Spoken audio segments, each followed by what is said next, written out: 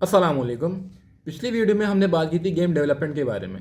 आज की हमारी वीडियो का टॉपिक है गेम इंजन और आईडी। तो तबादला ख्याल शुरू किया जाए इस पे।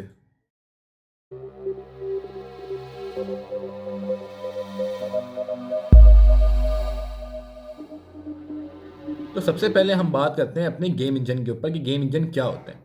गेम इंजन के ऊपर मैंने अपनी पिछली वीडियो में बात की थी, लेकिन वो तफसीली बात नहीं थी। आज हम तफसील से इसके बारे में बात करते हैं।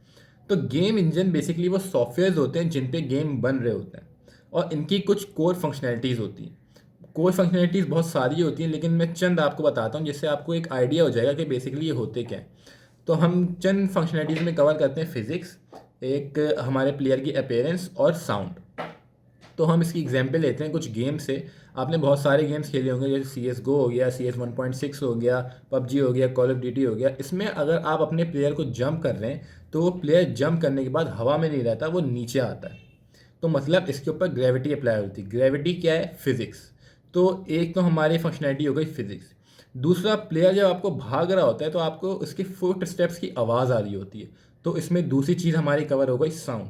अब आपको प्लेयर अपना दिख भी रहा होता है कि प्लेयर है किस तरह, उसने कपड़े कौन से पहने हैं, वो मेल है या फीमेल है। तो अपीयरेंस का आपको आइडिया हो जाता है। तो ये कुछ कोर फंक्शनैलिटीज़ हैं हमारे गेम इंजन के ऊपर, जो गेम इंजन की ये एबिलिटीज़ हैं, ये फंक्शनैलिटीज़ हैं जो परफॉर्म करता है।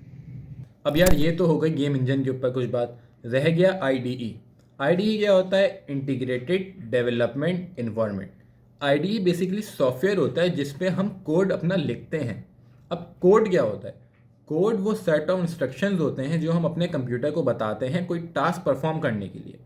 और वो कोड लिखा किस लैंग्वेज में जाता है? प्रोग्रामिंग लैंग्वेज में। अब प्रोग्रामिंग लैंग्वेज क्या होती है? प्रोग्रामिंग लैंग्वेज वो लैंग्वेज होती है जो कंप्यूटर को समझ में आती है। जैसे आपको मुझे हिंदी, उर्दू, इंग्लिश ये सब समझ में आती है, वैसे ही कंप्यूटर को समझ में आती है प्रोग्रामिंग लैंग्वेज। अब आईडीई के लिए दो चीज़ें क्या ज़रूरी होती हैं? वो होती है एक प्रोग्रामिंग लैंग्वेज, दूसरा होता है प्लेटफॉर्म। तो हम यूनिटी के साथ जो यूज़ कर रहे होते हैं वो होता है विजुअल स्टूडियो। विजुअल स्टूडियो एक आईडीई है, और विजुअल स्टूडियो के ऊपर जो लैंग्वेज हम इस्तेमाल करते हैं वो होती है सी शार्प। अब आज के हमारे दोनों टॉपिक वीडियो के कवर हो चुके हैं कि आईडीई क्या होता है और गेम इंजन क्या होता है। अब हम बात करते हैं कि ये दोनों चीज़ें गेम डेवलपमेंट में किस तरह यूज़ होती हैं। जैसा कि मैंने आपको बताया कि गेम इंजन की कुछ फंक्शनैलिटीज़ होती हैं, जैसे ग्रेविटी हो गई और साउंड हो गई और अपीयरेंस हो गई प्लेयर की। तो ये दोनों चीज़ें जो ये सब चीज़ें जो है हमें अपने प्लेयर के ऊपर अप्लाई करवानी है।